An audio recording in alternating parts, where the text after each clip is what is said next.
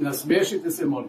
Evo, smislili smo novi razlog da se sretnemo, da se vidimo i da ovde pod trenom agencije Čvorak zajedno sa vama ispričamo još jednu priču. Mi smo vas pozvali sa jednom pričom ajmo u julu u Pulu. Ajde da krenemo sa jednom pričom o Istri. Vera Novaković, ja nju znam, kad bih rekao da znam 55 godina, to bi bilo malo, ima i više.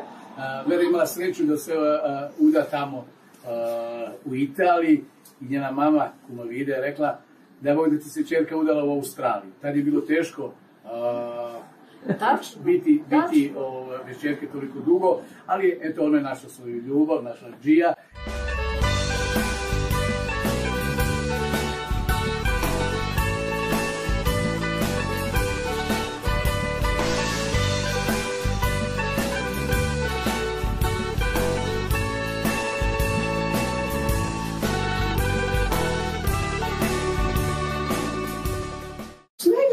U Istri, od Poreča, od Umaga, do Rovinja, sa predivnim plažama, do tog samog juga, Pule, i na samom tom jugu ima mestače koje se zove Premantura. To je toliko lepo mestače, to je toliko lepa priroda, jer mi smo odlazili, sad kad imamo kuću, sad imamo kuće, ali smo radije sve to obilazili.